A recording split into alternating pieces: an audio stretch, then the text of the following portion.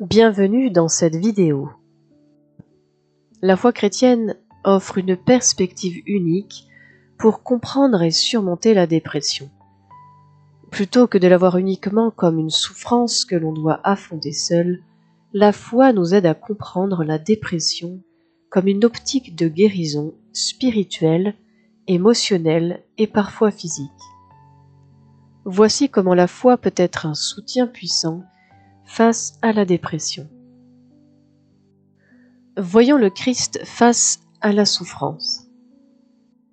L'exemple de Jésus dans le jardin de Gethsémanée est l'un des moments les plus poignants de l'Évangile où Jésus, le Fils de Dieu, fait face à une souffrance intense et montre de manière concrète qu'il comprend profondément nos luttes intérieures.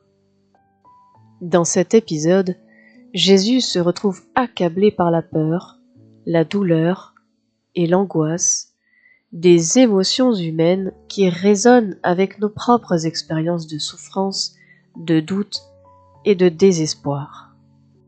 Le jardin de Gethsémanée, Matthieu chapitre 26 au verset 36 à 39. Juste avant sa crucifixion, Jésus se rend au jardin de Gethsémanée avec ses disciples pour prier. C'est un moment où il anticipe la souffrance physique de la croix, mais aussi la séparation spirituelle d'avec son Père, un fardeau encore plus lourd. Voici ce que Matthieu nous décrit. Matthieu, chapitre 26, versets 36 à 38, je cite. Alors, Jésus alla avec eux dans un lieu appelé Gethsémanée, et il dit à ses disciples, « Asseyez-vous ici, pendant que je vais prier là-bas. » Et il prit avec lui Pierre et les deux fils de Zébédée, et il commença à être triste et à éprouver une angoisse profonde. Il leur dit, « Mon âme est triste, jusqu'à la mort. Demeurez ici et veillez avec moi. » Ici, Jésus exprime clairement une tristesse profonde et une angoisse qui vont jusqu'à la limite de ce qu'un être humain peut supporter. Il confie à ses disciples que son âme est triste jusqu'à la mort, une expression qui montre l'intensité de sa douleur intérieure. C'est un cri de désespoir et de vulnérabilité qui rappelle que même le Fils de Dieu ressentit la peur, l'anxiété et l'angoisse dans les moments précédant sa souffrance. Matthieu chapitre 26 au verset 39. Puis, ayant fait un pas en avant, il se prosterna le visage contre terre, en priant et en disant, « Mon Père, si cela est possible, que cette coupe s'éloigne de moi. Toutefois, non pas comme je le veux, mais comme tu le veux. » Ici, Jésus fait face à une décision spirituelle, accepter la volonté de Dieu, même si cela signifie endurer une souffrance extrême ou chercher à fuir cette souffrance. Il exprime le désir naturel d'éviter la douleur, mais il choisit finalement de se soumettre à la volonté du Père en faisant preuve d'une immense humilité et d'une obéissance totale. Cette prière nous montre que Jésus n'a pas été exempt des luttes émotionnelles et spirituelles, mais qu'il a choisi d'accepter ce chemin difficile par amour pour l'humanité. La souffrance de Jésus, une identification à nos luttes intérieures. Cet épisode dans le jardin de Gethsémanée nous montre que Jésus comprend profondément la souffrance humaine. Bien que parfaitement divin, Jésus était aussi parfaitement humain. Il n'a pas été étranger à la peur, au doute, à la tristesse ou à la solitude. Dans ce moment, il a ressenti les émotions et les angoisses que beaucoup d'entre nous éprouvent lorsqu'ils sont confrontés à des épreuves difficiles. Premièrement, Jésus connaît la douleur émotionnelle et spirituelle. Sa tristesse extrême montre que même dans des moments de profondes épreuves spirituelles, il est possible de ressentir un vide intérieur. Il n'a pas simplement tout surmonté sans souffrir, mais a expérimenté un combat intérieur intense. Deuxièmement, Jésus comprend nos luttes intérieures. Lorsque nous traversons des moments de doute, de tristesse ou de désespoir, nous pouvons savoir que Jésus n'est pas distant de nos souffrances. Il a été à notre place, dans l'angoisse et la détresse, et il nous comprend parfaitement. Troisièmement, Jésus a choisi la soumission à la volonté de Dieu. Même dans la douleur, Jésus a accepté la volonté du Père. Cela nous rappelle que, bien que la souffrance fasse partie de notre expérience humaine, il est possible de trouver de la force dans la prière et de soumettre nos luttes à Dieu, tout en cherchant à vivre selon sa volonté. Ainsi, c'est un modèle de prière dans la souffrance. La prière de Jésus dans le jardin de Gethsémani nous offre aussi un modèle important dans nos propres luttes intérieures. Jésus n'a pas nié sa souffrance, mais il a exprimé sa douleur et sa peur de manière ouverte à Dieu. Cela nous enseigne que dans nos moments difficiles, il n'est pas nécessaire de cacher nos émotions à Dieu, mais de les lui remettre dans l'honnêteté de notre cœur. Comme Jésus, nous pouvons prier pour que Dieu nous aide à surmonter nos luttes tout en acceptant sa volonté. Le Christ et la souffrance humaine sont une source de réconfort. En fin de compte, l'exemple de Jésus face à la souffrance nous offre une profonde source de réconfort. Nous savons qu'il n'est pas indifférent à notre douleur et qu'il a expérimenté des luttes semblables à celles que nous traversons. Son exemple de soumission à Dieu dans la souffrance nous montre que même dans les moments les plus sombres, il est possible de trouver la paix en se tournant vers le Père avec foi et confiance. Ainsi, Jésus nous invite à venir à lui dans nos luttes intérieures, à chercher son aide et à trouver en lui un compagnon de souffrance qui nous guide, nous console et nous donne l'espoir de persévérer. La dépression n'est pas un péché. Il est important de rappeler à toutes que ressentir de la tristesse ou passer par des moments de dépression n'est absolument pas un signe de manque de foi. La Bible elle-même nous enseigne que l'expression de nos émotions, y compris nos luttes intérieures, est une partie naturelle de l'expérience humaine et qu'il est normal de ressentir de la douleur dans les moments difficiles de la vie. La tristesse et la dépression ne sont pas des signes de faiblesse spirituelle. Certaines peuvent craindre que leurs émotions négatives soient perçues comme un échec spirituel, pensant que la foi devrait les protéger de toute forme de souffrance émotionnelle. Cependant, la Bible nous montre que la tristesse et même la dépression peuvent être des expériences humaines légitimes, même pour celles et ceux qui ont une foi profonde. Des personnages bibliques comme David, dans ses psaumes de lamentation, ou Élie, après sa victoire sur les prophètes de Baal, ont expérimenté leur désespoir et leur fatigue émotionnelle tout en restant fidèles à Dieu. David, dans ses psaumes, décrit des moments où il se sent accablé par la tristesse et la solitude. Dans le psaume 42, verset 11, il s'adresse à son âme en disant, je cite, « Pourquoi te décourager, mon âme, et gémir sur moi? Espère en Dieu, car je le louerai encore, lui qui est mon salut et mon Dieu. » Ce n'est pas un manque de foi, mais une expression authentique de la lutte humaine face à la douleur et à l'isolement.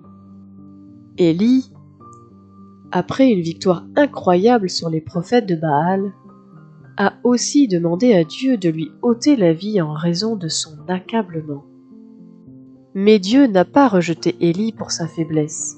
Au contraire, il l'a nourri, l'a réconforté et l'a guidé vers un renouveau spirituel.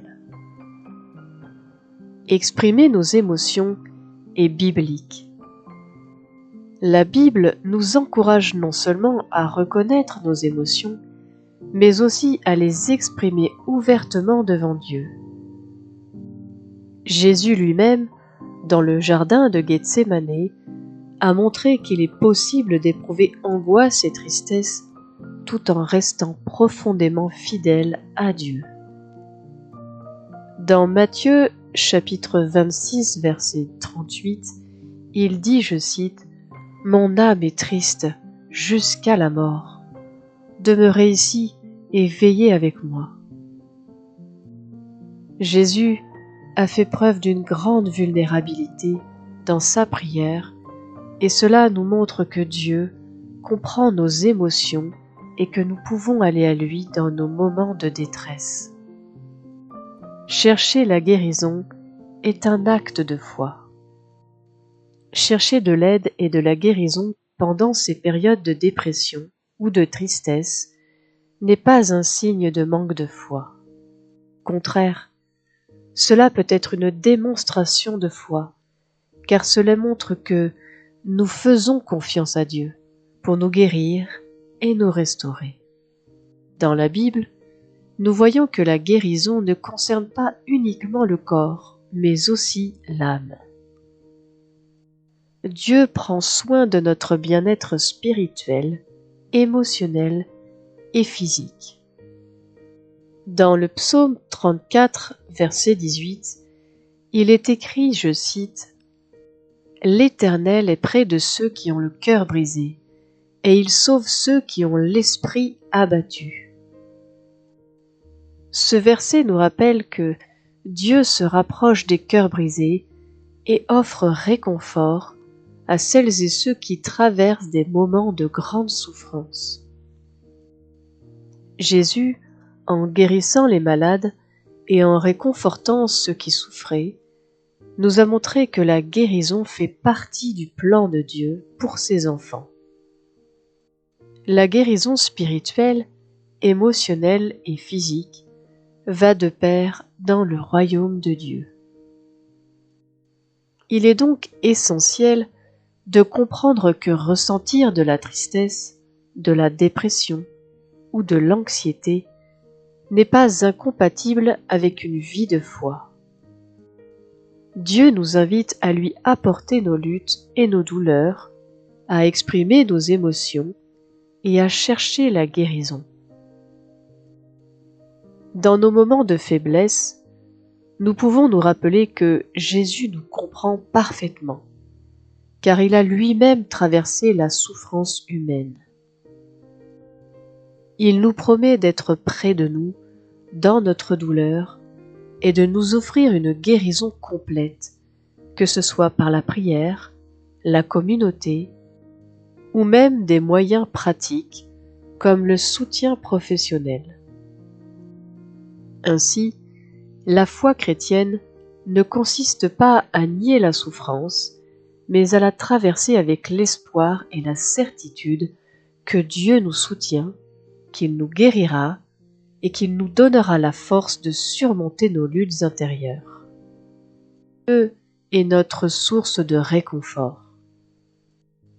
Un verset très puissant qui souligne que Dieu est là pour consoler celles et ceux qui souffrent se trouve dans 2 Corinthiens chapitre 1, versets 3 et 4. Je cite, Béni soit Dieu, le Père de notre Seigneur Jésus-Christ, le Père des miséricordes et le Dieu de toute consolation, qui nous console dans toutes nos afflictions, afin que par la consolation dont nous sommes nous-mêmes l'objet de la part de Dieu, nous puissions consoler tous ceux qui sont dans quelque affliction que ce soit, par la consolation dont nous-mêmes sommes consolés par Dieu. Ce passage nous rappelle que Dieu est la source de toute consolation et qu'il se tient près de ceux qui souffrent, offrant son réconfort divin. Voici quelques points clés que ce verset nous enseigne. Premièrement, Dieu est le Père des miséricordes et de la consolation. Le verset commence par rappeler que Dieu est le Père des miséricordes, ce qui signifie qu'il est plein de compassion et de grâce. Il est la source de toute consolation véritable. Quand nous traversons des moments difficiles, nous pouvons nous tourner vers lui, car il nous comprend parfaitement et veut nous apporter son réconfort. Deuxièmement, Dieu nous console dans toutes nos afflictions. L'un des aspects les plus réconfortants de ce verset est l'affirmation que Dieu console dans toutes nos afflictions, sans exception. Peu importe la nature de notre souffrance, qu'elle soit émotionnelle, mentale ou physique, Dieu est là pour nous apporter la paix et la guérison. Ses bras sont ouverts à celles et ceux qui sont accablés et brisés, et il offre son soutien à celles et ceux qui en ont besoin. Enfin, troisièmement, recevoir la consolation de Dieu pour en être un canal. Un autre aspect clé de ce verset est que Dieu nous console non seulement pour notre propre guérison, mais aussi pour que nous puissions consoler les autres. Une fois que nous recevons la consolation de Dieu, nous sommes appelés à partager cette consolation avec ceux qui souffrent autour de nous. Cela montre que notre expérience de guérison n'est pas seulement personnelle, mais qu'elle a aussi un but plus grand: nous permettre de rester présents et d'aider les autres dans leur souffrance. Voici d'autres versets bibliques qui soulignent la consolation de Dieu. Le psaume 34, verset 18, je cite: « L'Éternel est près de ceux qui ont le cœur brisé, et il sauve ceux qui ont l'esprit abattu. » Ce verset nous rappelle que Dieu se rapproche de nous lorsque nous sommes brisés, qu'il n'est pas éloigné, mais qu'il est proche pour nous réconforter. Matthieu, chapitre 11, versets 28 à 30, je cite: « Venez à moi, vous tous qui êtes fatigués et chargés, et je vous donnerai du repos. Prenez mon joug sur vous et recevez mes instructions, car je suis doux et humble de cœur, et vous trouverez du repos pour vos âmes, car mon joug est doux et mon fardeau est léger. » Jésus nous invite à venir à lui avec nos fardeaux. Il nous offre le repos et la paix dans nos moments de souffrance. Dieu est notre consolateur. Dans nos moments de tristesse et de dépression, il est réconfortant de savoir que Dieu est là pour nous consoler. Non seulement il nous offre sa présence réconfortante, mais il veut aussi nous guérir et nous restaurer. Nous ne sommes jamais seuls dans notre souffrance. Il nous prend par la main et nous guide vers la guérison, non seulement pour nous-mêmes, mais aussi pour que nous puissions devenir des instruments de réconfort pour les autres. Ainsi, même dans les moments les plus sombres, nous pouvons nous souvenir que Dieu est près de nous, prêt à nous consoler et à nous donner la force de continuer. Je vais partager avec vous quelques conseils pratiques. Tout d'abord, il est essentiel de prendre soin de notre corps et de notre esprit, car ils sont les temples que Dieu nous a confiés. L'équilibre entre le bien-être physique, mental et spirituel est crucial pour une vie saine et épanouie. Dieu nous appelle non seulement à nourrir notre âme, mais aussi à respecter et à entretenir notre corps. Voici quelques encouragements pour vous aider à prendre soin de vous dans tous ces aspects. Premièrement, prendre soin de votre corps par des exercices, une bonne alimentation et un sommeil réparateur. Dieu nous a créés avec des corps physiques et il est de notre responsabilité de les entretenir pour qu'ils soient en bonne santé et prêts à accomplir sa volonté. Dans 1 Corinthiens chapitre 6, versets 19 à 20, l'apôtre Paul nous rappelle de point, je cite, « Ne savez-vous pas que votre corps est le temple du Saint-Esprit qui est en vous, que vous avez reçu de Dieu, et que vous ne vous appartenez point à vous-même? Car vous avez été rachetés à un grand prix. Glorifiez donc Dieu dans votre corps. » En prenant soin de notre corps, nous honorons Dieu et nous lui permettons de nous utiliser pleinement pour sa gloire. Voici quelques moyens pratiques de prendre soin de votre corps. L'activité physique régulière est essentielle pour maintenir un corps fort et en bonne santé. Non seulement cela améliore notre bien-être physique, mais cela peut aussi avoir un impact positif sur notre humeur et notre esprit. L'exercice peut être un excellent moyen de réduire le stress, de libérer des endorphines et de trouver un équilibre dans la vie.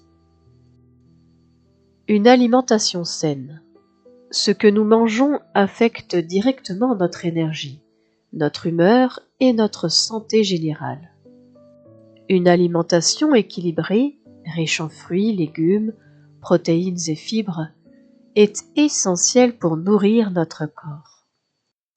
Prendre soin de notre nutrition nous aide à maintenir notre vitalité et notre clarté d'esprit. Un sommeil réparateur. Le sommeil est essentiel pour récupérer et recharger nos batteries physiques et mentales. Le Seigneur nous invite à prendre des moments de repos dans notre vie. Exode, chapitre 34, au verset 21, nous rappelle l'importance du repos. Je cite, « Tu travailleras 6 jours, mais le 7e jour, tu te reposeras. » Un bon sommeil est essentiel pour une guérison et un fonctionnement optimal de notre corps et de notre esprit. Deuxièmement, prendre soin de votre esprit par la méditation, la prière et le soutien. Il est tout aussi important de nourrir notre esprit et notre âme afin de maintenir une connexion intime avec Dieu et d'épanouir notre vie spirituelle. Voici quelques manières de nourrir votre esprit. La méditation sur la parole de Dieu. La Bible est une source inépuisable de sagesse, de réconfort et de direction. En prenant le temps de méditer sur les Écritures, vous pouvez fortifier votre âme et trouver la paix intérieure. Dans Josué chapitre 1 au verset 8, Dieu nous dit, je cite, « Que ce livre de la loi ne s'éloigne point de ta bouche, mais médite-le jour et nuit, afin de prendre soin de faire tout ce qui y est écrit. Car c'est alors que tu réussirais dans tes entreprises, c'est alors que tu prospérerais. » La méditation sur la parole de Dieu transforme notre esprit et nous aide à voir les situations sous son regard. La prière régulière. La prière est un moyen puissant de maintenir une relation vivante avec Dieu. Elle nous permet de lui confier nos peines et de chercher sa guidance et de trouver la paix dans sa présence.